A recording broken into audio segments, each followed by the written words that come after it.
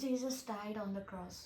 యేసయ్య మనందరి కొరకు శిలువ మీద చనిపోయారు. ఎందుకు చనిపోయారు? Everyone get that doubt. So మనమందరం ఏంటంటే పాపము అనే ఒక దాని మీద బందీ అయిపోయామంట. మన హృదయము, మన ఆలోచనలు కూడా పాపంతో నిండి ఉందంట. సో ఆ పాపం ఏం చేస్తుందంటే మన శరీరాన్ని, మనిషి ఊపిరి ఉంటుంది కానీ లోపల మనకు తెలియకుండా మన మనసులో మనం ఆ హేట్రెడ్ ఎప్పుడైతే క్రియేట్ చేసుకుంటామో మన హృదయము చీల్చిపడుతుంది. అవుట్ సైడు మనుషులు చెప్పిన మాటలు వింటాం, వాళ్ళకి ఇలా చేయాలి, వాళ్ళని శిక్షించాలి అని మనము పాపాన్ని కూడివేసుకుంటాం. వాళ్ళకి కరెక్ట్గానే జరిగింది, మనం ఎవరండి జడ్జ్ చేయడానికి? కానీ ఆ ఒక ప్రతి పాపం నుంచి యేసయ్య మనల్ని విమోచించారు.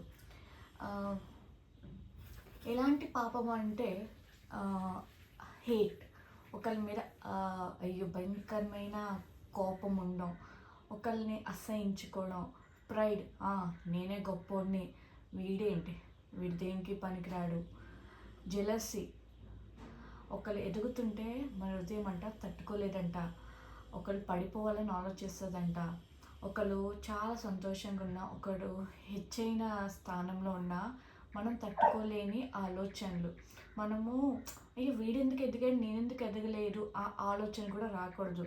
వీడు నా పక్కనే ఉండేవాడు, వీడు ఇప్పుడు చూడు పై లెవెల్కి వెళ్ళిపోయాడు అనే ఆలోచనలు కూడా మనకి ఉండకూడదు. ఆ జెలసీ అన్న ఫీలింగ్స్ కూడా ఉండకూడదు. కిల్లింగ్, మనిషిని చంపుకోవడం, వీడు పెద్ద నేరం చేశాడు, వీడిని నేనే చంపాలి, ఆ ఆలోచనలు కూడా మనం కలిగి ఉండకూడదంట. ఇంకా హట్టింగ్, ఒకరు హృదయాన్ని గాయపరిచే మాటలు కూడా మనం మాట్లాడకూడదు. అలాంటి యాక్షన్స్ కూడా మనం చేయకూడదు. క్రియలు, మన క్రియలు బట్టి, మన మాటలు బట్టి ఒక మనసులో ఏముందో అది మనం గ్రహించగలం. అడల్టరీ, చాలామంది వివాహం అయినా కూడా పరస్త్రీతో సంబంధాలు కలిగి ఉంటారు, అక్రమ సంబంధాలు. ఇంకా పెళ్ళి అవ్వకముందే వేరే మనుషులకి హృదయాలను ఇస్తారు. ఎందుకు ఇవి తప్పు అంటున్నామంటే, దట్ థింగ్ ఈజ్ అడల్టరీ అని ఎందుకు అంటున్నా అంటే, దట్ అదర్ పర్సన్ సేమ్ రెస్పెక్టెడ్గా నిన్ను ఇంకా భావించలేదు. బికాస్ నువ్వే కావాలి అనుకున్నప్పుడు మ్యారేజ్ చేసుకోరు. ఎందుకంటే నవ్ యూఆర్ మై మైండ్లో ఉన్నావు, నువ్వే నా హోల్ లైఫ్ అని అనుకున్నప్పుడు మ్యారేజ్ చేసుకుంటారు. అందుకే marriage is honourable in all. Holiness ఎప్పుడు అంటే, పరిశుద్ధత ఎప్పుడంటే మనిషికి తన వివాహము అయినప్పుడు. అది వివాహం కాకుండా ఒక మనిషి ఎక్కువ ప్రేమిస్తున్నాడు, ఇంకో మనిషి తక్కువ ప్రేమిస్తున్నాడంటే అది కూడా తప్పుడు పనులు చేస్తున్నాము అంటే అప్పుడు కూడా దాన్ని అడల్టరీ కింద వస్తుంది. సో అలాంటి సంబంధాలు కానీ అలాంటి వ్యక్తులతో ఉండకూడదని బైబిల్ వార్న్ చేస్తుంది. ఎందుకంటే ఎప్పుడొకసారి వాళ్ళు కూడా బిట్రే చేసి వదిలేసి వెళ్ళిపోతారు. అవన్నీ మనసులో ఆలోచనలు కానీ ఆ మనసు ఇంకా కుమిలిపోతుంది. కొన్ని మందికి పానిక్ అటాక్స్ అవుతాయి, కొన్ని మందికి ఎంత స్ట్రాంగ్గా ఉన్నా కూడా ఒక ఏజ్ వచ్చినప్పుడు హార్ట్లో చాలా భయంకరమైన శోధన మనం ఎదుర్కొంటాం. అలానే భయంకరమైన రోగాలతో మనం బాధపడతాం. అవన్నీ కూడా మన ఎమోషన్స్ని మనం కంట్రోల్ చేసుకోకపోవడం వల్లే. ఇంకా చాలామంది వేరే వాళ్ళని బిట్రే చేస్తారు. వాళ్ళు ఎంతగా ప్రేమించినా కూడా ఆ ప్రేమను మనం నిరాకరిస్తాం. అలా నిరాకరించడం వల్ల వాళ్ళు చాలా కుమిలిపోతారు. మనం ఒకరిని వాడుకుంటున్నాము, వెంటనే వాడుకొని వదిలేద్దాం అనే ఆలోచన కలిగి ఉండడం కూడా నేరమే.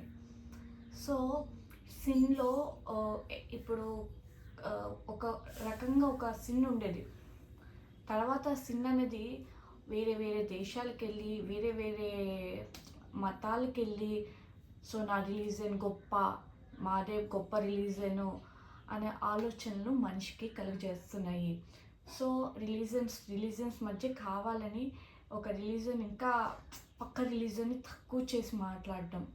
అది ఏ రిలీజన్ అయినా, it's Christianity or Hinduism or Islam, అది ఏ రిలీజన్ అయినా మనము చెప్పేది సత్యమే మాట్లాడాలి తప్ప అబద్ధపు మాటలు కానీ, ఒకళ్ళు మనిషిని కృంగపరిచే మాటలు ఎప్పుడు మాట్లాడకూడదు. అలానే క్యాస్ట్. ముందు ఆ రిలీజన్ తీసేయాలి, తర్వాత క్యాస్ట్ని కూడా తీసేయాలి. రిలీజన్ కాకుండా ఏం ఉండాలంటే విశ్వాసం ఉండాలి దేవుని పైన. విశ్వాసం కాకుండా మరి ఏది కూడా ఉండకూడదు. దేవుడు నిన్ను చేస్తున్నారు, ఆయన బట్టే నేను ఈరోజు ఈ స్థానంలో ఉన్నానని నువ్వు చెప్పాలి గాడ్ మీద, అంత బహిరంగంగా. అలా కాకుండా నువ్వు వీడి రిలీజన్ నేను కొల్లగొట్టాలి వీడు అనే ఆలోచన కలిగి ఉండకూడదు. ఏది సత్యమో అది ప్రకటించండి, ప్రకటించడంలో తప్పు లేదు.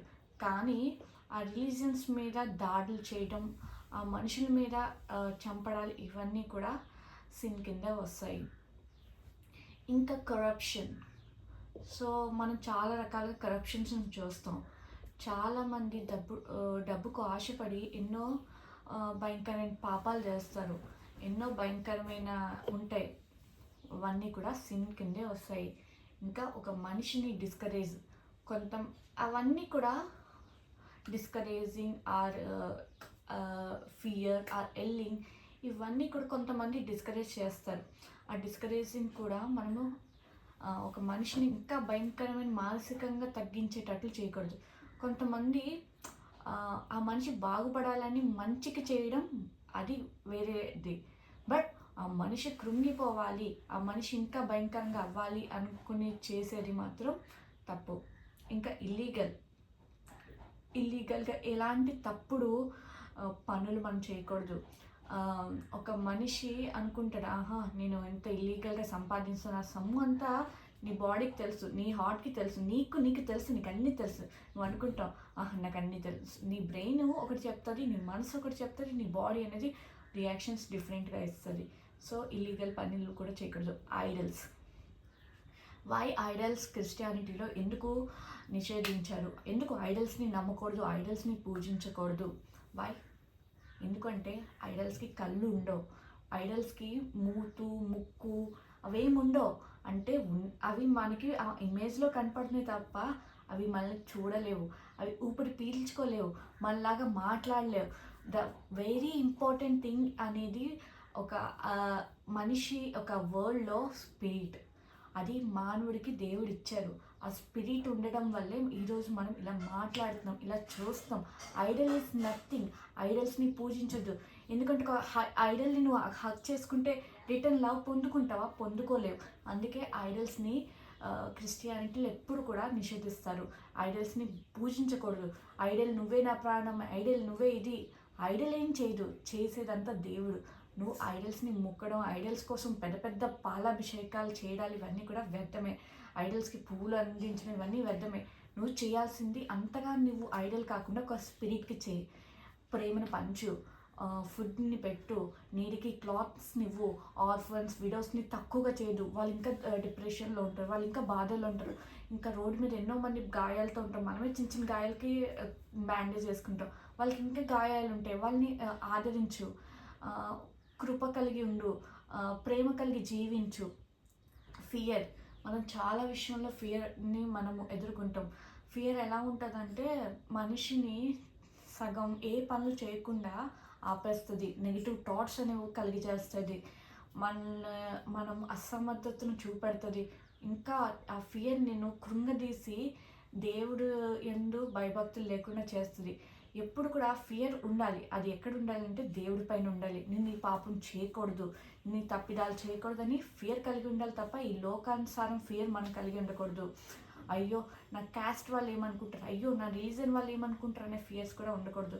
క్యాస్ట్, రిలీజన్స్ అవన్నీ కూడా అంతం అవ్వాలి. నిజమైన దేవుడు ఎప్పుడు కూడా ప్రకటింపబడాలి, ఆయనే ఏలుబడి చేస్తారు. ఒకరి మీద గట్టిగా అరిచేస్తారు. అరడం వల్ల నీకే ప్రాబ్లం అవుతుంది. వేరే వాళ్ళు తీసుకున్న ఇయర్స్ కూడా వాళ్ళు కూడా హార్ట్ అనేది దెబ్బతింటుంది. అందుకే ఎక్కువ కూడా ఎవరి మీద ఎల్లింగ్ అనేది చేయకూడదు. ఇవన్నిటికీ క్యూర్ ఏంటి అంటే ప్రేమ. ఇంతవరకు సిన్కి అంత క్యూర్ ఎందుకు ఏంటి అంటే ప్రేమ. ఒక మనిషి ప్రేమ దక్కక, ఒక మనిషి మనల్ని ఎంతగా ప్రేమిస్తారో తెలియక మనము ఆ ప్రేమని లోటు ఉండడం వల్ల ఇంకా మనము పాపంలో శాపంలో ఉన్నాం. ఆ శాపాల వల్లే మన హృదయాల్లో ఇంకా భయంకరమైన డిసీజెస్, ఇంకా చాలా చాలా రకాలమైన బాధలు మనం ఎదుర్కొంటున్నాము. ఎప్పుడైతే ప్రేమతో ఉన్నామంటే మన బోన్స్కి అదే స్ట్రెంగ్త్ అంట. లవ్, ఒకరికి ఇవ్వడాలు, ఎప్పుడు కూడా జనరస్ స్పిరిట్ ఉండాలి. ఎవరికైనా ఏమైనా ఇవ్వాలంటే వెంట వెంటనే ఇవ్వాలి. ఎందుకంటే మనం ఏం పట్టుకెళ్ళిపోము ఈ లోకల్లా, మన దగ్గర ఎన్నో ఉంటాయి కానీ ఏమి ఇవ్వవు ఎవరికి. అందరికీ మనం ఏంటంటే ధారాళంగా ఇచ్చే హృదయం కూడా మనకు ఉండాలి. అలానే ఎంత పొదుపు చేయాలో కూడా అది కూడా మనకు తెలిసి ఉండాలి. ఇంకా అవర్ సోల్ నీడ్స్ రిడెంప్షన్. మన సోల్ ఇప్పటికే కృంగిపోయింది. ఎలా అంటే ఒక బోన్స్ ఉంటాయి కదా, చచ్చిపోయిన శవం ఎలా ఉంటుందో అలా అయిపోయింది మన సోల్. ప్రేమ లేక ఎలా అంటే ఒక డ్రై ప్లేస్లో వాటర్ వెతుకుతాము డిజర్ట్స్లో, అలా ఉందంట. మన సోల్కి ఒక రిడెంప్షన్ కావాలి. అది ఎవరు అంటే క్రీస్తు యేసు రక్తము. ఎందుకు ద బ్లడ్ ఆఫ్ జీసస్ అనేది ఎందుకు అంత గొప్పది, ఎందుకు అంత విలువైనది, ఎందుకు క్రిస్టియన్స్ ఎప్పుడు యేసు రక్తమే చేయమని ఎందుకు అంటారు? బికాస్ ఆయన రక్తం కార్చారు. ఒక మనిషి మన కొరకు ఎఫర్ట్ పెడుతున్నారంటే ఆ ఎఫర్ట్ పెడుతున్న మనిషి మనల్ని ప్రేమిస్తారు. ఆ ప్రేమ మనము అంగీకరిస్తే మన హృదయం ఎంత ఫుల్ తెరవబడుతుందంట. మన హృదయం ప్రేమతో నిండుతుందంట. ఆ హృదయంలో ఏ రోగం ఉన్నా, ఎలాంటి పాపం ఉన్నా, ఎలాంటి చెడు తలంపులు ఉన్నా కూడా ఆయన చూపిన ప్రేమ ముందు అవేం పనిచేయవంట. ఆయన ప్రేమ అంత గొప్పది. ఇప్పుడు ఒక మనిషి ప్రేమకి ఎంతో దూరం అయ్యి ఒకేసారి ఒక మనిషి హగ్ ఇచ్చారు, ఒకేసారి ఆ మనిషిని కొనుక్కు చనిపోయారు. ఆ మనిషి నిన్ను ఎంతగానో ప్రేమిస్తున్నాడు అంటే నీ హృదయం ఏమవుతుంది? చాలా సంతోషంగా ఉంటుంది. సో ఇంకా ఎప్పుడైతే చచ్చిపోయిన స్థితిలో ఉన్నా నువ్వు ప్రాణం వస్తుంది. జీసస్ కూడా అదే నీ కొరకు చేశారు. నువ్వు ఆ ప్రాణం పొందుటకే, ఆ రిజరెక్షన్ లైఫ్ని నువ్వు పొందుటకే దేవుడు నిన్ను ఎన్నుకొనబడ్డారు. నువ్వు ఇంకా పాపంలో బ్రతకాలని కాదు, ఆయన ఎరిగండి ఇకనైనా మంచి జీవంలో నడవండి. ఆయనే మార్గము, సత్యము, జీవము. ఆయన ద్వారా మనము తండ్రి వద్దకు చేరుతామంట. మన సోల్ అనేది హెవెన్లోకి వెళ్ళాలి. మన సోల్ అనేది మనం డ్రై చేసుకొని, మన సోల్ అనేది చంపేసుకొని మనం హెవెన్లోకి అడుగు పెట్టలేం. హెవెన్ కాకుండా డైరెక్ట్ హెల్కే. ఇప్పటికే పాపాలతో నిండి ఉన్నాం. ఆ పాపాలను ఎలా కడుక్కోవాలి అంటే దేవుని రక్తం ముందు, దేవుని నమ్మిక ఎందు మన ఫెయిత్ని అంతగా ఇంప్రూవ్ చేయాలి. Amen. Praise be to God.